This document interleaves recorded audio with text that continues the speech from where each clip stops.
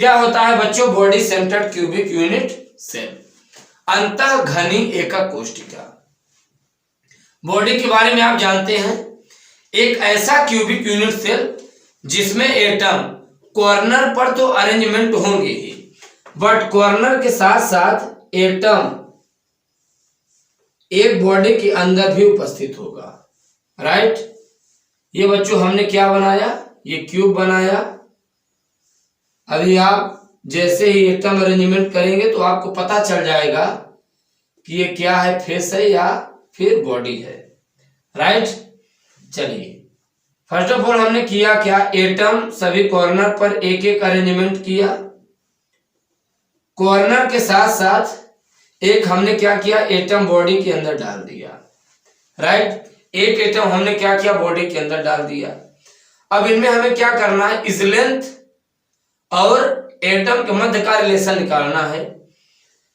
यहां से तो यहां ले नहीं सकते, ये सिंपल के लिए हो गया जिसे हम लोग जान पाए, फेसेस के लिए तो है नहीं। अच्छा, इंड सेंटर जो क्यूबिक यूनिट सेल होता है जिसमें एटम कॉर्नर पर तो अरेंजमेंट होते ही हैं, इसके साथ साथ फेसेस पर उपस्थित होते हैं।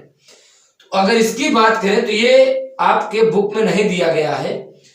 क्यों नहीं दिया गया है? क्योंकि जो आप फेसेस के लिए निकालते हो वही एक तरीके से इंड के लिए हो जाता है, क्योंकि इंड में भी एटम फेसेस पर उपस्थित होते हैं, उसके सापेक्ष उसके विपरीत केवल दो फलक पर होते हैं। राइट, तो इन दोनों का कंपैरिजन करेंगे तो लगभग वो एक ही होंगे। राइट, चलिए तो हम लोग बॉडी के बारे में जरा जानते हैं। तो जो एटम बच्चों उपस्थित होंगे वो कुछ इस प्रकार से स्फेरिकल टाइप उपस्थित होंगे, ऐसे। राइट, ये इस प्रकार से। तो यहां से यहां तक की जो दूरी होगी स्मॉल आर, फिर क्या होगा? स्मॉल आर, फिर क्या होगा? स्मॉल आर, फिर क्या होगा? Small are. राइट, ये आप समझ पा रहे हैं? अब यहां पर ध्यान दीजिए। अब इस एटम से इस एटम तक पहुंचने के लिए देखिए हमें कुल कितनी दूरियां तय करना पड़ रहा है। एक तो यहां से यहां तक की इस लेंथ की दूरी क्या हो गया? ए।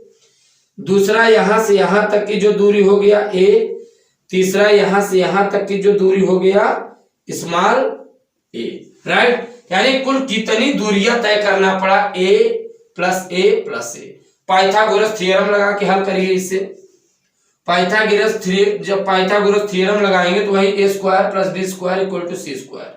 तो वही यहां पर लगा दीजिए, A square plus A square plus A square. आप सोच रहे होंगे यहां हम A square B square C square क्यों नहीं कर रहे हैं? क्योंकि बच्चों ये क्यूबिक है, घन है।